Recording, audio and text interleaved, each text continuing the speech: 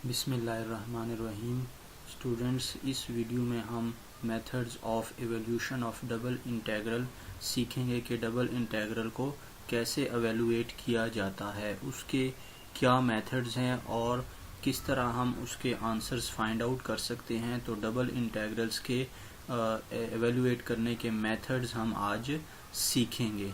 तो double integral में students आप लोगों को दो तरह के प्रॉब्लम जो है वो सॉल्व करने को मिलेंगे। फर्स्ट प्रॉब्लम किस टाइप का होगा आपके पास? फर्स्ट प्रॉब्लम में आपके पास जो है वो लिमिट्स कांस्टेंट होंगी, कांस्टेंट लिमिट्स वाली प्रॉब्लम्स, कांस्टेंट लिमिट।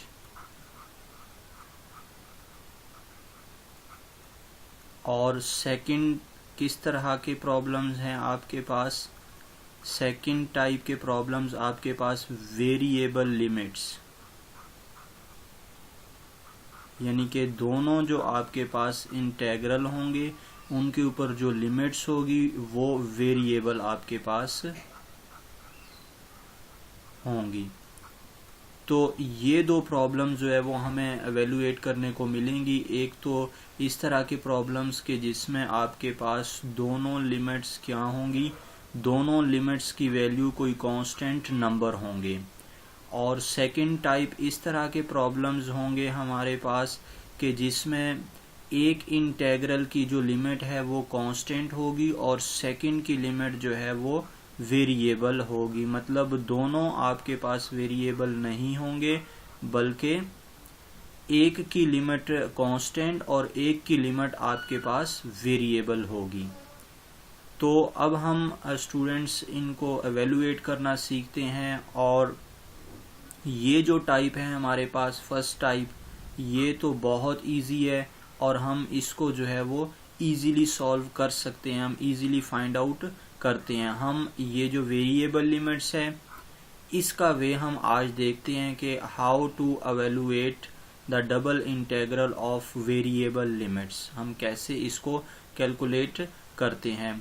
स्टूडेंट्स, पहले तो आपको पता होना चाहिए कि हम जो डबल इंटीग्रल है उसको उसके डेफिनेशन की मदद से इजीली सॉल्व नहीं कर सकते। हम इसको वन वेरिएबल के लिए जो हमने इंटीग्रेशन के रूल्स वगैरह पढ़े हैं, हम उन तरीकों से इस डबल इंटीग्रल को सॉल्व करेंगे। यानी कि पहले हम क्या करेंगे, जो आपके पास टू वेरिएबल्स होंगी उनको हम सिंगल वेरिएबल में कन्वर्ट करेंगे। टू को सिंगल वेरिएबल में कन्वर्ट करके उसके बाद हम अप्लाई करेंगे फिर बेसिक जो हमारे पास रूल्स हैं इंटीग्रेशन के, हम उसमें जो है वो इसको कन्वर्ट करके सिंगल वेरिएबल में कन्वर्ट करने के बाद हम basic rules of integration apply करेंगे।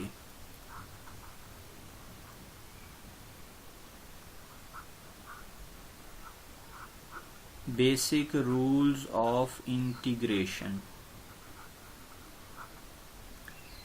तो अब स्टूडेंट हम देखते हैं इसमें कि हम किस तरह दो जो वेरिएबल्स हैं उनको सिंगल वेरिएबल में कन्वर्ट करेंगे और कैसे हम फिर बेसिक रूल्स को अप्लाई करके उसको इंटीग्रेट करेंगे। तो आज हम सेकंड टाइप जो है वो वेरिएबल लिमिट्स उसको सॉल्व करना देखते हैं। उसमें हमारे पास दो मेथड्स हैं सॉल्व करने के, और एक हम उसको कहते हैं टाइप 1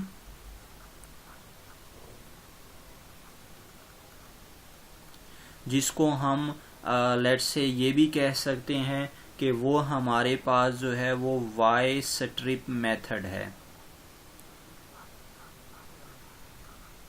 इसको हम वाई स्ट्रिप मेथड भी कहते हैं, कह सकते हैं इसको, क्योंकि इसमें हम y के अलोंग जो है वो एक स्ट्रिप बना रहे होते हैं।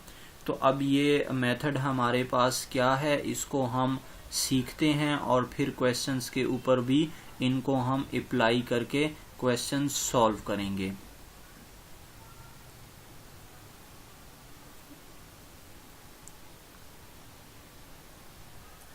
Let the closed region D in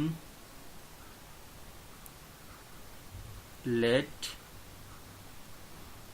the closed region D in the xy plane in the xy plane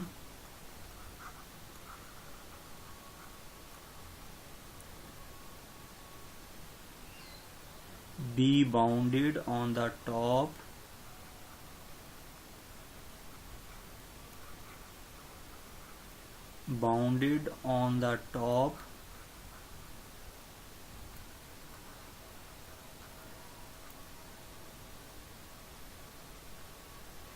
by the graph of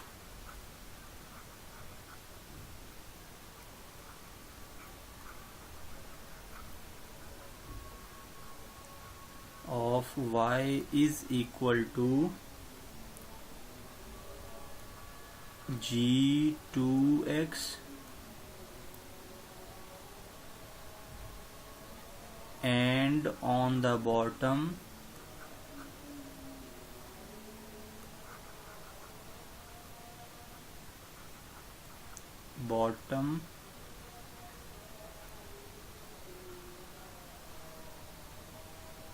by the graph of y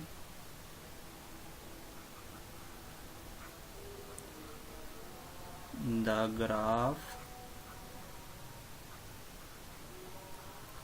of y is equal to g1x and let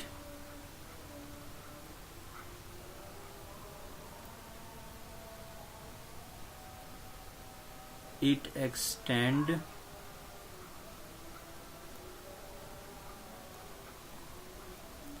from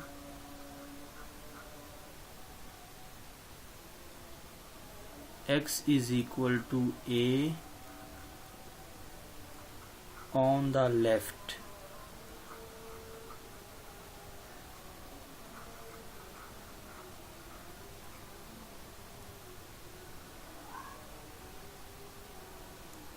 to x is equal to b on the right.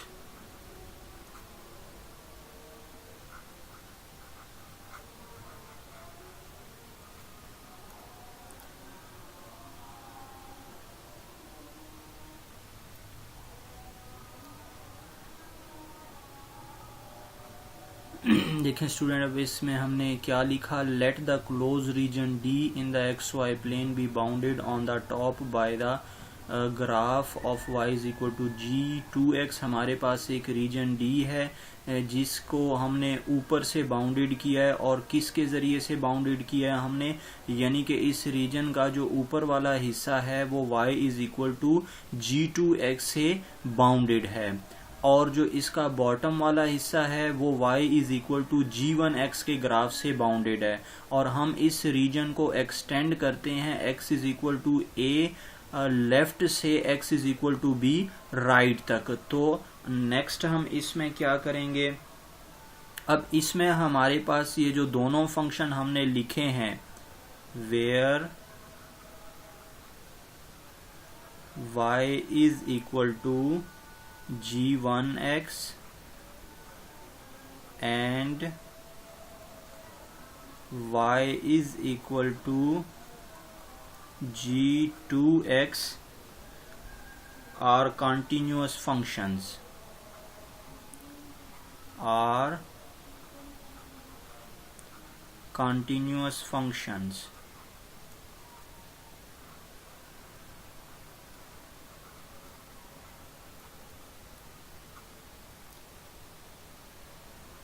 continuous functions of x, of variable x।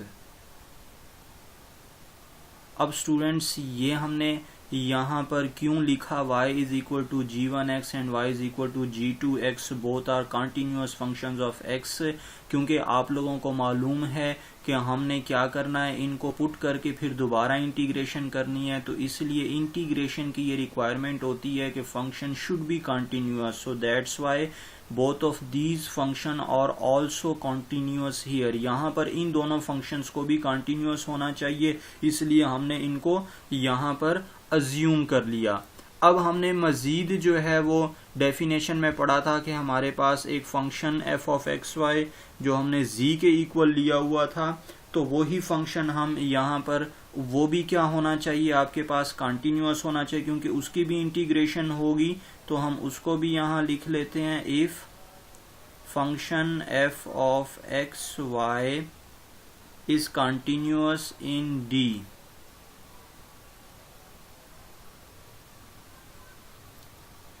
continuous in region D,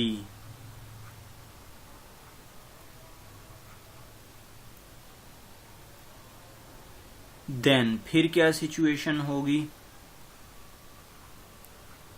अब हमने ये जो सारी बातें लिखी है students, अब हम इनको एक फिगर के जरिए से हम इन चीज़ों को अंडरस्टैंड करते हैं। हमने क्या कहा इसमें स्टूडेंट्स, हमारे पास एक रीजन है जिसको हमने डी से रिप्रेजेंट किया है, और ये रीजन कहाँ पर है, एक्स वाई प्लेन में है, तो हम एक्स वाई प्लेन कंसीडर कर लेते हैं। ये हमारे पास एक्स एक्सिस, ये वाई एक्सिस, और ये ओरिजिन, और ये एक्स वाई प्लेन हुआ। यहाँ पर हम कोई भी रीजन डी कंसीडर कर रहे हैं, और हमने ऊपर लिखा हुआ है कि जो इस डी का जो टॉप है वो y is equal to G1x के ग्राफ से बना हुआ है, यानी कि आपके पास जो इसका टॉप रीजन है वो लेट्स से ये है, और ये क्या है आपके पास, ये ग्राफ है y is equal to G2x का। ऐसे ही हमारे पास डाउनवर्ड भी ये बाउंडेड है, बॉटम से भी ये बाउंडेड है, और वो भी लेट्स से ये स्टूडेंट्स आपके पास उसका ग्राफ, और इसको भी हमने कहा हुआ है y is equal to G1x, और इसको हमने एक्सटेंड किया हुआ है लेट्स से कि ये आपके पास जो पॉइंट है x एक्सिस के अलोंग, इसको हम कह देते हैं x is equal to a, और ये जो पॉइंट होगा स्टूडेंट्स x एक्सिस के अलोंग, इसको हम कह रहे हैं b। तो यही चीज हमने इस थ्योरी में लिखी है स्टूडेंट्स के ये एक रीजन D है, और इसका जो टॉप है वो एक function y is equal to G2x का ग्राफ है, और जो इसका बॉटम है वो बाउंडेड है, वो घेरा हुआ है। किसने घेरा हुआ है, उसको किसने बंधा हुआ है, y is equal to G1x के ग्राफ ने इसको बांधा हुआ है यहाँ पर, और हमने इसको एक्सटेंड किया from left to right, x axis के अलोंग a से b तक हमने इसको एक्सटेंड किया है। अब ये हमारे पास जो है वो रीजन है कंप्लीट थ्रू आउट। अब नेक्स्ट मजीद फिर हमारे पास ये डेफिनेशन के मुताबिक अब हम इसको कैसे, इस प्रॉब्लम को कैसे सॉल्व करेंगे, हमारे पास डबल इंटेग्रल कैसे बनेगा। डबल इंटेग्रल की डेफिनेशन यूज करते हैं, इंटीग्रेशन और रीजन दिस डी, इस डी के ऊपर हम function f of x y को इंटीग्रेट करेंगे, उसका डबल डेरिवेटिव फाइंड आउट करेंगे, डी ए आपके पास किसके इक्वल हो जाएगा। अब हम यहाँ पर स्टूडेंट्स क्या करते हैं, इंटीग्रेशन ए टू बी। अब आप लोगों को मालूम है कि ये किसकी लिमिट है, ये एक्स एक्सिस की लिमिट है, और आपको ये भी मालूम है कि डी ए जो है वो हम डी एक्स और डी वाई के इक्वल लिखते हैं। तो फिर हम इसको, ये लिमिट चूंकि आपके पास एक्स की है तो इसलिए मैंने यहाँ पर डी एक्स लिखा। अब हम नेक्स्ट मजीद लिखना चाह रहे हैं लिमिट्स जो है वो डी वाई की। तो अब डी वाई की लिमिट्स यहाँ पर हम कैसे फाइंड आउट करेंगे। डी वाई की लिमिट्स के लिए स्टूडेंट्स मैंने आपको ऊपर कहा कि वाई स्ट्रिप मेथड भी इसको कहते हैं। तो वाई स्ट्रिप मेथड क्यों कह रहे हैं, क्योंकि हम x की जो लिमिट है वो x एक्सिस के ऊपर ले रहे हैं। तो डबल इंटीग्रेशन को सॉल्व करते हुए अगर आप एक जो है वो लिमिट, एक वेरिएबल की लिमिट उसके एक्सिस पर लेते हैं तो दूसरे की लिमिट हम उसके एक्सिस पर नहीं लेते होते। मतलब अगर हमने x की लिमिट x एक्सिस के ऊपर कंसीडर की है तो अब y की लिमिट y के ऊपर कंसीडर नहीं करनी, बल्कि वो कैसे लेनी है, हमने इस ग्राफ के ऊपर जो है वो एक स्ट्रिप बना देनी है ऐसे। ये हम एक जो है वो स्ट्रिप बना रहे हैं जो आपके पास क्या है, ये स्ट्रिप किसके पैरेलल है, ये y एक्सिस के पैरेलल जो है वो हमने एक स्ट्रिप बना दी। अब ये स्ट्रिप जहां से शुरू हो रही है और जहां पर एंड हो रही है वही आप लोगों के पास जो है वो क्या है,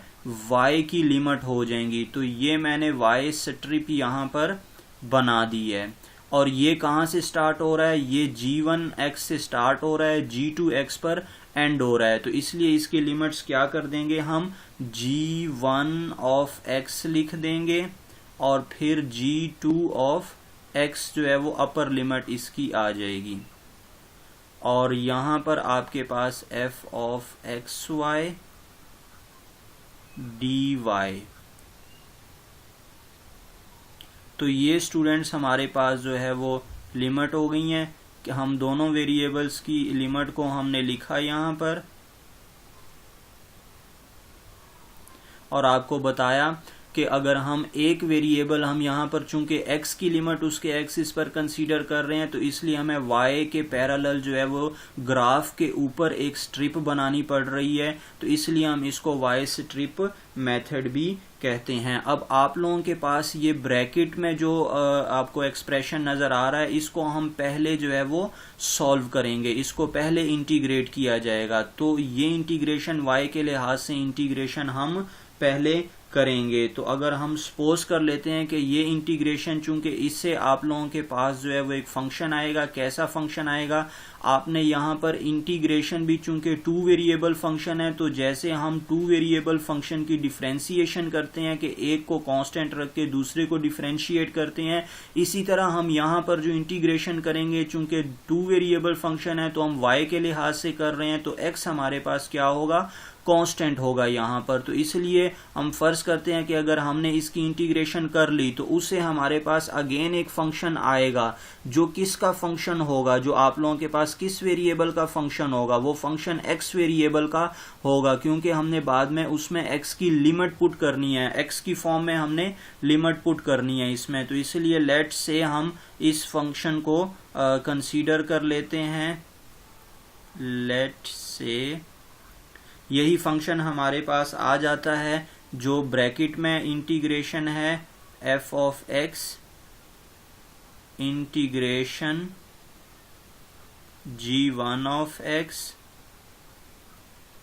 g2 of x f of xy dy।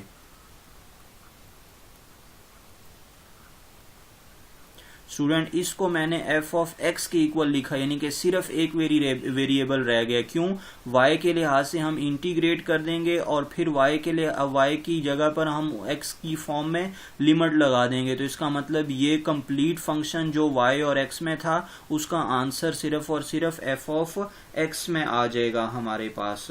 तो फिर अगर हम यही वैल्यू ऊपर लगा देते हैं, इस इक्वेशन में हम लगा देते हैं, ये इस अंदर जो इंटीग्रेशन थी उसकी वैल्यू इस इक्वेशन में लगा देते हैं तो हमारे पास जो है वो ये इंटीग्रेशन सॉल्व हो जाएगी यानी कि एक वेरिएबल में कन्वर्ट हो जाएगी, हम उसको सिर्फ वेरिएबल x में कन्वर्ट कर देंगे। तो अब क्या सिचुएशन बनेगी यहाँ पर students, integration region D f of xy dA is equal to, अब ये वैल्यू लगाएंगे हम इसकी जगह पर, यहां पर लगा देंगे इसकी जगह पर। तो क्या बनेगी, अब यहां से ये इक्वेशन क्या बन जाएगी, a to b और उस एक्सप्रेशन की जगह पर f ऑफ x dx। तो अब स्टूडेंट देखें ये एक वेरिएबल में कन्वर्ट हुआ और एक वेरिएबल की इंटीग्रेशन करना हम ऑलरेडी सीख चुके हैं। तो इस तरह हम y स्ट्रिप मेथड से जो है वो डबल इंटीग्रेशन को सॉल्व करते होते हैं। कब सॉल्व करते हैं, जब आपके पास जो है वो और इसमें आपके पास एक लिमिट जो है वो देखें वो वेरिएबल x में आ रही है। तो ये हमारे पास सेकंड फॉर्म जो है वो प्रॉब्लम्स की सेकंड फॉर्म बनेगी। तो स्टूडेंट्स अगर आपको हमारा लेक्चर पसंद आया है, हमारी वीडियो पसंद आई है तो आप इसको लाइक करें, सब्सक्राइब करें हमारे चैनल को और दोस्तों के साथ शेयर करें। अल्लाह हाफिज़।